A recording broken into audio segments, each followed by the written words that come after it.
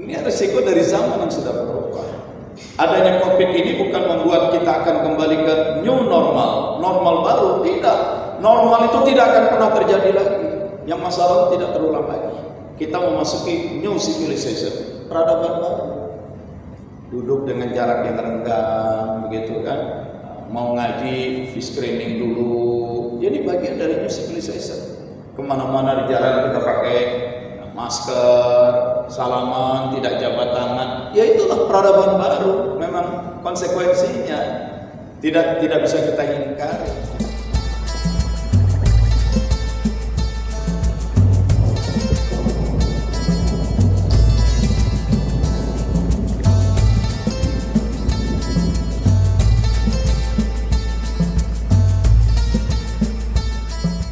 Assalamualaikum warahmatullahi wabarakatuh. Alhamdulillah rabbil alamin. Wa bihi nasta'inu ala umuri dunya waddin. Ashhadu an la ilaha illallah wahdahu la syarika lah. Wa ashhadu anna Muhammadan abduhu wa rasuluhu la nabiyya ba'dah. Allahumma salli wa sallim wa barik alaihi. Allahumma aftah lana min futuhil arifin. Rabbana aftah bainana wa baina qaumina bil haqqi wa anta khairul fatihin. Walhamdulillahi rabbil alamin. Saudara sekalian, setelah 1 tahun kita libur manakib secara langsung di TKN Center ini tiap ahad kedua, persis 1 tahun libur. Kita mengikuti anjuran dari para ahlinya, baik pemerintah maupun para ilmuwan, bahwa COVID ini adalah suatu penyakit yang belum pernah terjadi, sehingga para ilmuwan pun tidak mengerti karakternya kayak apa. Maka banyak orang yang keliru mengambil tindakan. Dan tindakan yang terbaik adalah memang melakukan penjagaan jarak, menghindari kerumunan, menggunakan masker. Kalau sekarang banyak yang nggak menggunakan masker, ya nggak apa-apa, karena tadi kan sudah diperiksa dulu naik ke atas, sudah diperiksa dengan genos negatif. Nah, ya semua udah negatif, sudah aman. Ya, insya yang bahaya itu kan kalau dalam suatu ruangan ada yang positif, gitu. Ya. Itu. Tetapi setelah 1 tahun kita belajar, dan saya di berbagai grup WhatsApp diskusi dengan banyak dokter-dokter ahli, apalagi tiap ahad pagi, kecuali ahad kedua ini libur, tiap ahad pagi ini kami ada kelas untuk Perhimpunan Dokter Obstetri dan Ginekologi se-Indonesia. Para profesor, dokter, guru besar itu hadir, ngajinya melalui Zoom sejak Ramadan tahun lalu, jadi sudah hampir setahun. Nah, diskusi dengan para ahli epidemi, para ahli virologi segala macam di dalam dan luar negeri, semua menyadari bahwa fenomena COVID ini memang sesuatu yang belum dipahami oleh manusia. Jadi memang Allah lah yang maha kuasa, Allah yang maha pintar. Yang namanya virus itu bukan makhluk hidup, dia hanya rangkaian protein saja. Kalau dia menjadi makhluk hidup, dia menjadi sel, minimal sel tunggal, bersel satu, atau kumpulan beberapa sel. Tapi dia bukan sel, karena itu bukan makhluk hidup. Dia hanya rangkaian protein saja. Tapi kalau masuk ke dalam tubuh manusia, dia mengenai sel-sel tertentu di dalam tubuh manusia, terutama paru, maka rangkaian protein itu justru akan merusak sel-sel paru kita. Masuk, dia menimbulkan kerusakan. Kurang tepat juga kalau saya bilang merusak, karena COVID itu, coronavirus itu dia bukan makhluk hidup, maka dia tidak aktif merusak. Tidak. Cuma kalau dia masuk ke dalam sel kita, sel paru, maka sel ini jadi rusak. Jadi bukan virusnya yang merusak. Dia bukan makhluk hidup, dia tidak aktif, dia tidak punya kehendak, dia tidak punya inisiatif, dia tidak punya intelektual untuk kemampuan memilih, tidak. Dia hanya rangkaian protein saja, tidak hidup, tidak cerdas, tidak bisa memilih, tidak aktif. Nah, itu dia ada di mana saja. Tapi kalau dia sampai masuk ke sel, maka sel kita jadi rusak. Nah, celakanya lagi, sel kita itu, katakanlah sel paru, rusak bukan sekedar rusak. Begitu dia rusak, reruntuhannya pun jadi virus lagi. Gitu. Kok bisa seperti itu? Gambarannya seperti ini. Kalau saya masukkan sebuah benda, katakanlah jam tangan saya. Nah, ini udah bagus.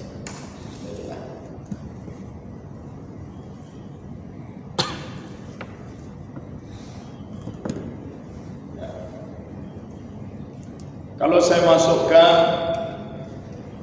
cincin atau jam tangan masuk ke dalam air, menyatu dia dengan air, ya. Bukan menyatu, dia hadir di dalam air, tapi tidak menyatu. Jam tangannya ditarik keluar, ya jam tangan tetap jam tangan, air tetap air. Itu bercampur, tapi tidak menyatu. Kalau saya tuangkan sirup, begitu, maka sirup itu akan membuat seluruh air ini menyatu dan bercampur jadi merah. Kalau sirupnya merah, itu ya. Nah, tetapi juga dia tetap air, ya dikasih sirup menyatu dan bercampur, dia tetap air, namanya air sirup, jadi bisa diminum begitu ya. Tetapi ada cairan, kalau saya masukkan biang cuka, maka dia bukan sekadar menyatu dan bercampur, dia akan mempengaruhi. Dia melakukan proses fermentasi sehingga seluruhnya jadi cuka juga, seluruhnya mengalami fermentasi juga. Nah, virus itu seperti itu. Dia menyatu, bercampur, ya, dia menyatu, bercampur, dan kemudian yang dicampur itu menjadi seperti dia juga. Itu. Nah, dia jadi berbiaknya seperti itu, berkembangnya seperti itu. Kemudian yang kedua dari virus kita ini, dia mudah sekali menyebar, dia mudah sekali berinfeksi, menyebar, dan dalam proses penyebarannya itu tidak menampakkan gejala, Orang sudah seminggu, kadang 12 hari baru menunjukkan gejala, dan kalau sudah bergejala itu sudah parah. Jadi lambat kelihatan gejalanya, sekali ada dia sudah parah. Itu yang kedua. Yang ketiga dari virus kita ini sebenarnya mirip dengan influenza. Tingkat kematiannya itu, ya, case fatality rate-nya itu di bawah 3%. Sama dengan influenza yang lain. Kalau orang kena dari 100 misalnya, ya di bawah 3 lah yang mati.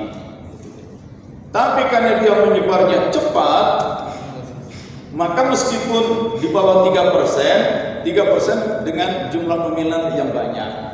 Kalau menyebarnya lambat, yang mati 3%. Tapi kalau menyebarnya cepat, yang mati juga 3% juga.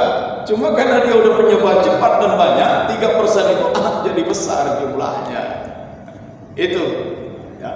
Insya Allah yang kena COVID, yang muda-muda itu di bawah 3%, kalaupun mati di bawah 3%.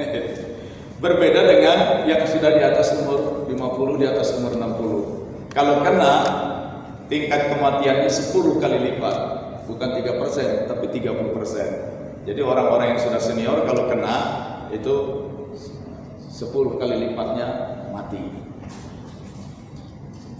Nah, bicara soal mati, buat kita orang beriman, kita sadar semua juga pasti mati. Gitu. Semua juga pasti mati. Tetapi ya, kita diwajibkan berikhtiar. Sebelum kematian itu terjadi, kita diwajibkan berikhtiar. Maka ikhtiar itu dilakukan dengan melakukan penjarangan jarak dan segala macam. Pekerjaan kantor-kantor hanya separuh yang masuk. Tapi ini ada akibatnya. Akibatnya apa? Ekonomi jadi melemah. Kantor banyak tutup, jumlah karyawan berkurang, restoran dan warteg di sekitarnya melemah. Nah, kemudian kegiatan pedagang-pedagang kecil juga melemah.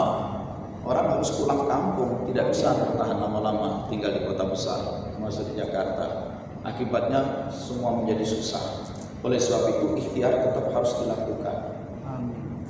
Harus dilakukan.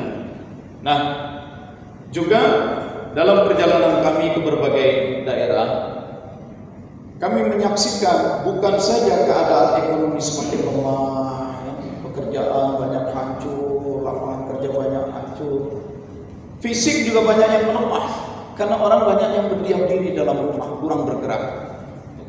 Sudah ekonominya hancur, sekolah pun harus online, intelektual pun hancur.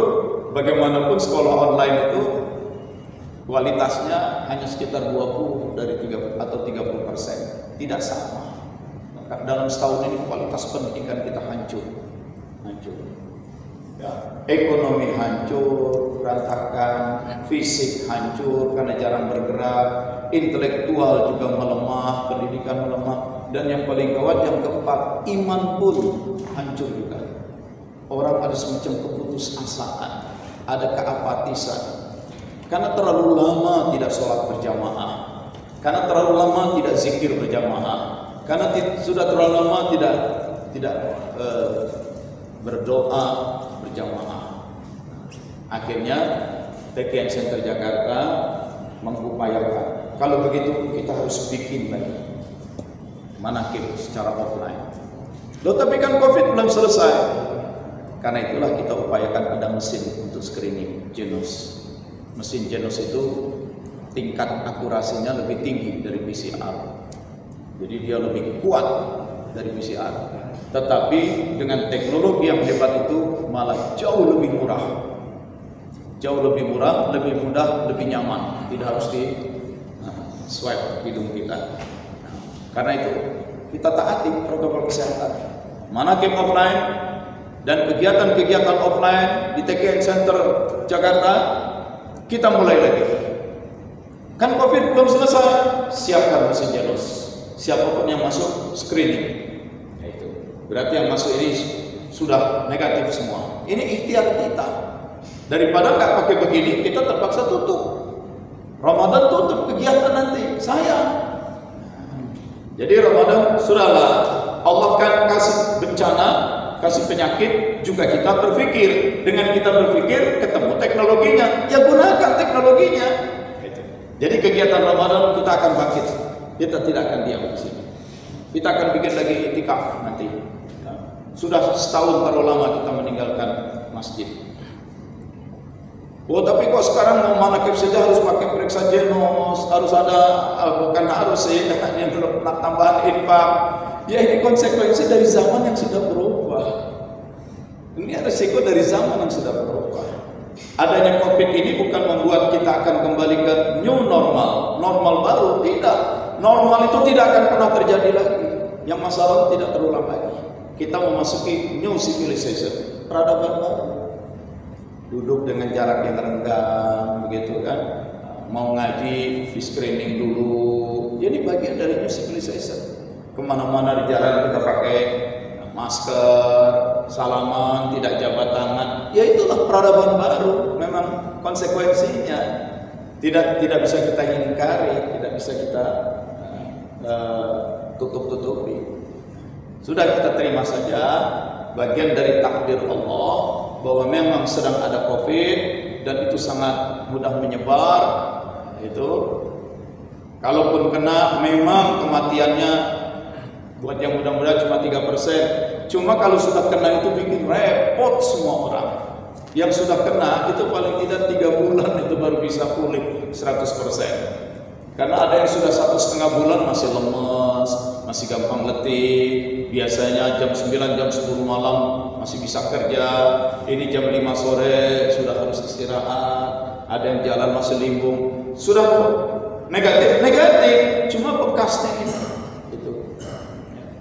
Mikir kadang-kadang agak lambat, dipanggil lambat nengoknya. Nah ini, jadi kalau sudah kena repotnya itu. Harus isolasi. Kalau yang pengusaha properti rumahnya banyak, begitu isolasi dia masuk aja ke rumahnya dia banyak itu. Kalau yang rumah cuma satu-satunya bagaimana? Maka anak istri harus diungsikan ke rumah mertua dan segala macam. Lah anak-anak ngungsi harus bawa anduk, bawa pakaian, bawa sepatu, repot. Gitu. Jadi jangan menantang-nantang masalah. Covid kalau dipakai masker aman. Kalaupun kena yang mati cuma 3%. Badan saya masih muda, peluang untuk hidupnya kuat. Tapi kalau kamu kena berbulan-bulan kamu susah dan keluargamu susah. Jadi jangan nantang begitu, jangan menantang. Saya fisik kuat. Bukan, kalau sudah kena berbulan-bulan itu resikonya. Dan bukan hanya kamu, keluargamu jadi repot semua. Tapi kalau kita tidak bergerak maju, kita libur terus manakib dari masjid ini. Ramadan terpaksa kita tidak punya kegiatan. Itu tidak bagus juga. Maka Ramadan mulai lagi, bikin semarak lagi dengan tarawih, dengan iktikaf, dengan pesantren kilat, dengan lain-lain. Tapi ada Covid Pak, screening dengan Genus. Ya tapi dengan Genus jadi ada biaya. Yang punya biayanya kasih infaknya, yang punya kelebihan berikan kelebihan untuk mensubsidi yang lain. Yang memang kesini nggak ada uang sama sekali, ya tes aja Genus, nggak usah nyumbang, karena memang nggak ada. Yang penting semua ini dari kita untuk kita. Itu ya. Murahnya Genus saya kasih tahu. Barang itu kita beli dengan pajaknya 68 juta, bisa dipakai 100.000 kali. Setelah itu dia dikalibrasi, nggak banyak biaya, lalu bisa dipakai lagi. Jadi katakanlah kalau 100.000, berarti sekali pakai mesin itu nilainya 6.800. Plastiknya memang khusus, belum kita dapetin plastik yang agak murah, harganya 11.000. Jadi sekali mesin kita pakai, plastik kita pakai 11 tambah 6.800, jadi sekitar berapa tuh? 18.000, begitu. Nah, jadi kalau Anda pakai, terpakailah 18.000. Anda punya uang infak 20.000, sudah mencukupi. Ada uang 5.000, boleh. 10.000, boleh. Saya mau 100.000, boleh. Kenapa banyak? Karena ada teman-teman saya yang cuma 10.000. Sedangkan mesin ini milik kita semua. Nah, saya menutuplah subsidi silang. Kenapa kok mau subsidi silang nyumbang untuk yang lain? Rezeki ini juga dari Allah. Supaya semua orang, semua para ikhwan, ayo kita zikir lagi. Prokesnya tetap ada, semua di screening dengan Genus. Ada atau enggak ada duit infak, pokoknya datang. Yang kelebihan mensubsidi, yang membantu. Ya, yang ada yang juga duitnya pas-pasan. Kamu duit pas-pasan segitu masih infak juga, sudahlah semua dari Allah. Saya niat manakib. Nanti juga Allah gantikan. Ternyata betul. Begitu keluar tergantikan dengan cara yang Allah Maha Kuasa. Begitu ya. Jadi Ramadan ini kita akan ramaikan Trigate Center. Dimulai hari ini. Setelah 1 tahun libur, sekarang kita mulai lagi.